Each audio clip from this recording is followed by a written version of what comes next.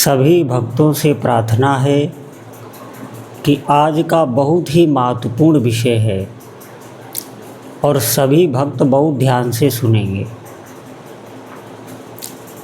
देखिए, नाम जप की महिमा बहुत समय से चल रही है और एक बात आप बहुत ध्यान से सुने कि आपको भ्रमित नहीं किया जा रहा, ऐसा समझें। आपसे कोई फीस नहीं ली जा रही कि आपका समय बर्बाद किया जा रहा हो और इससे हमें भी कुछ मिलने वाला नहीं कि हम आपको भ्रमित करें। लेकिन हम इतना अवश्य आपसे कहते हैं, ये जीवन का अनुभव है कि भगवान नाम जप में जो भी लग जाएगा आप निश्चित समझें तो इस जीवन की बाजी वो जीत जाएगा। नाम के सहारे जो भी हो गया, क्योंकि भगवान ने भी अपने अवतार काल में इतने जीवों का कल्याण नहीं कर पाया जितना नाम उनका अनंत काल से करता हुआ आया है। आप समझें, अभी अगर हम भ्रम में हैं, हमें रूप का अभिमान है, हमें अपने बल का धन का अभिमान है, इसका भी एक मद होता है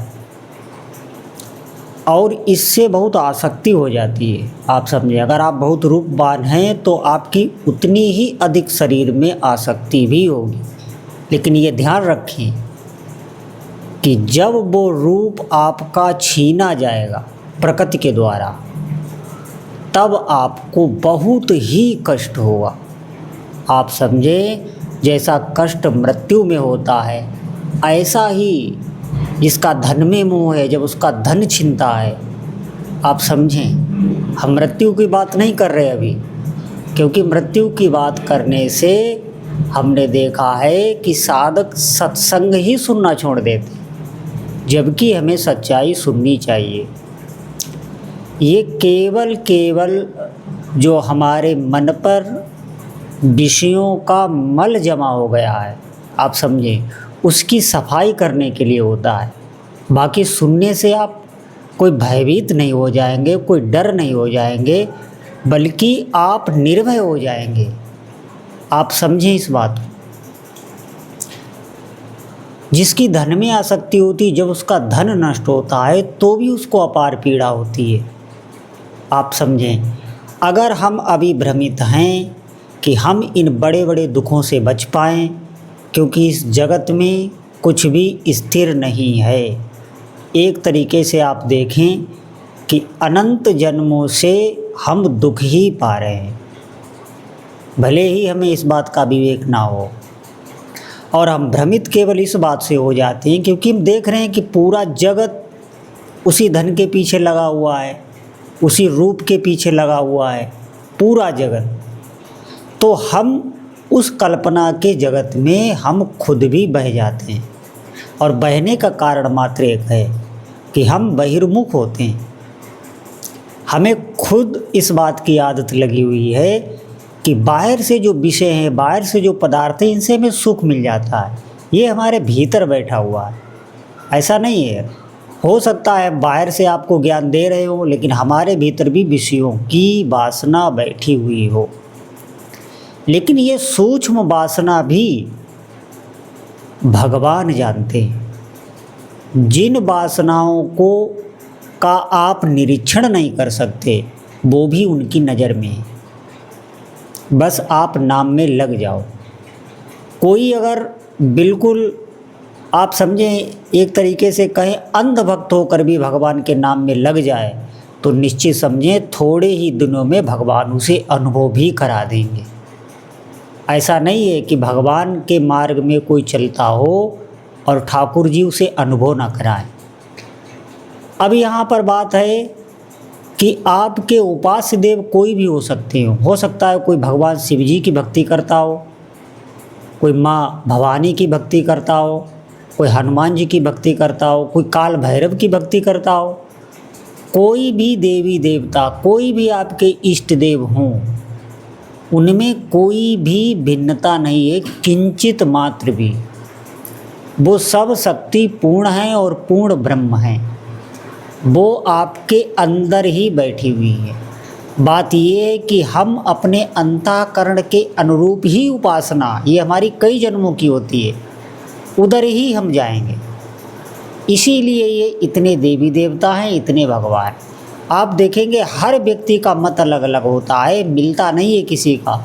सबका स्वभाव अलग अलग बना हुआ है, क्योंकि अभी तक जो वो शरीर भोगता आया है, इतने उसने शरीर ग्रहण किए हैं, तो ये उसका एक स्वभाव बन गया है। मन वही रहता है, उसे सब पता है। वो अभी तक भोगता आया है और आगे भी भोगेगा।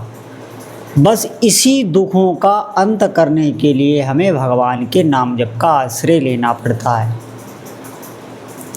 अगर कोई बिल्कुल अध्यात्म से ना भी जुड़ा हो, आप समझें, बिल्कुल वो धर्म को, भगवान नाम जप को नहीं मानता, फिर भी उसे नाम जप करना चाहिए।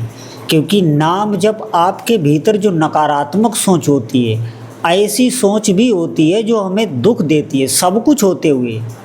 जैसे आप देखेंगे, हमने देखा है, आप विश्वास करें हमारी बात पर, कि सब कुछ उनके पास है, मंगल ही मंगल है, मंगल उत्सव में बैठे हुए हैं, लेकिन चिंतन भय का हो रहा है। आप समझिए, दवा खानी पड़ रही है, ये क्या है? इन सब अवसादों को दूर करने के लिए भी हमें नाम जप करना होगा, भले ही हम विश्वास ना करते हो। बहुत लोग ऐसे आपको मिल जाएंगे जो कहते होंगे कि ये सब पाखंड है, ये सब संतों की चाल है, ये भ्रमित कर देते हैं, ये मोटिवेट कर देते हैं। आप समझो, भगवान के नाम जप की महिमा गाने से किसी को क्या मिल सकता है? आप समझें, किसी को भ्रमित करने से क्या मिल सकता है? और फिर ये प्राचीन परंपरा है, ये बहुत पुरातन साधना है। ये ऐसा नहीं है कि कोई आज किसी ने गढ़ के बना दी हो, आज कोई आचार्य हुए हों जिन्होंने भगवान के नाम जप की महिमा गाई हो। ये अनंत काल से चलती हुई आ रही, क्योंकि भगवान का नाम चिदानंद है।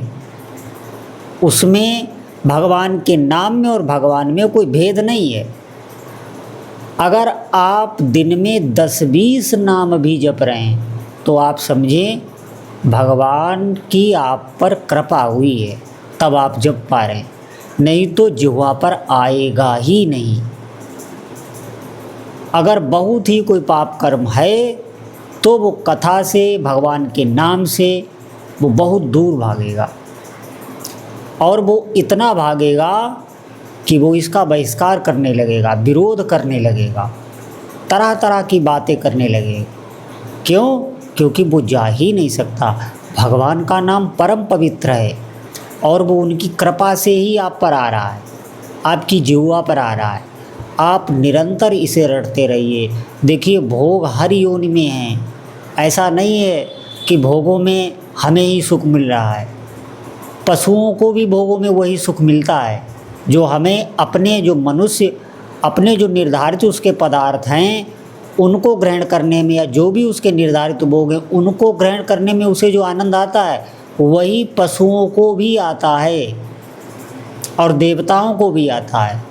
लेकिन ये भगवान का नाम जप, भगवान की कथा श्रवण, ये आप केवल इस मनुष्य देह में ही कर सकते हैं, और इसका समय भी निश्चित है और इसका प्रभाव भी आने लगता है। ऐसा नहीं है कि हम नाम जप करते रहे, बहुत समय में हो गया, हमें अनुभव ना हो। जितने भी नाम जापक हमारी बात को सुन रहे हैं, तो आप अपने भीतर खुद साक्षी बनिए। जब आप नाम जप नहीं करते थे तब आपकी सोच क्या थी, किन किन चीज़ों को लेके आप दुखी होते रहते थे, आकर्षित लालायित होते रहते थे, और अब आपकी सोच क्या है, और कितना तब से अब आपके भीतर परिवर्तन आया है, ये जापक को ही अनुभव होगा।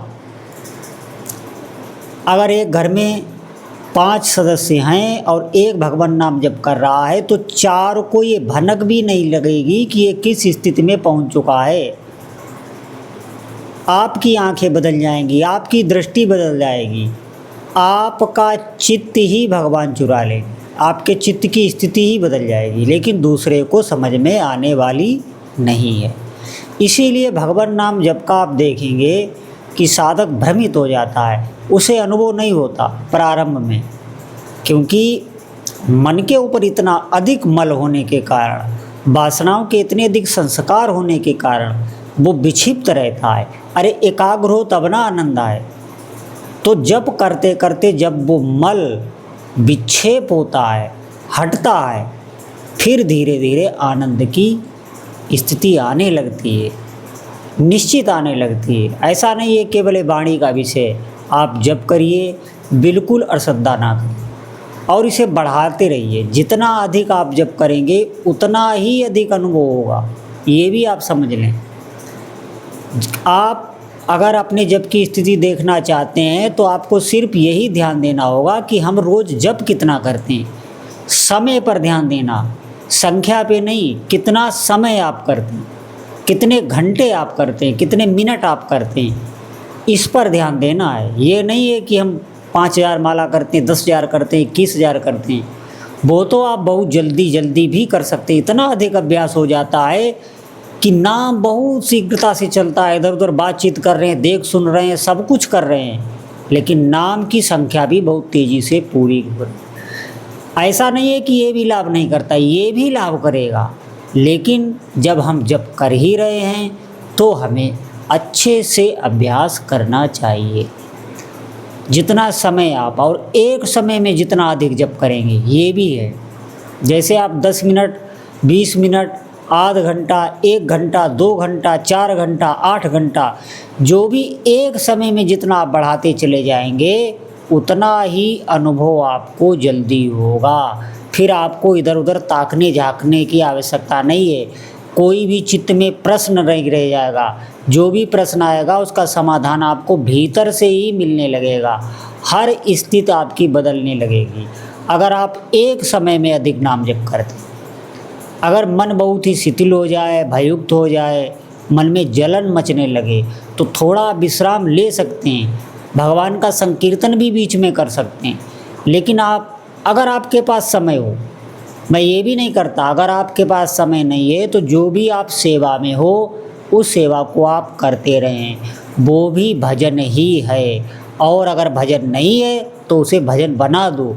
भगवान नाम जप करते हुए आप सेवा करो। तो जो भी आप सेवा कर रहे हैं, सेवा आपकी कोई भी हो, यहाँ पर हम कह रहे हैं कोई भी सेवा हो, वो भजन ही हो जाएगी अगर आपकी जिह्वा पर नाम चल रहा है। चिंतन चाहे जाए, जहाँ भी आपका चिंतन जाए, जो भी आप कार्य करते हैं उस कार्य में ही चिंतन क्यों न हो, लेकिन अगर जीव से मात्र नाम जप कर रहे हैं तो वो सेवा आपकी भजन बन जाएगी। धीरे धीरे आपका चित्त भगवान से जुड़ने लगेगा। भगवान बहुत शीघ्र ही प्रसन्न हो जाएंगे जो सेवा और भजन दोनों एक साथ करते हैं। तो जितने भी साधक सुन रहे हैं वो अधिक से अधिक भगवान नाम जप करें। बोलो जय जय श्री सीताराम।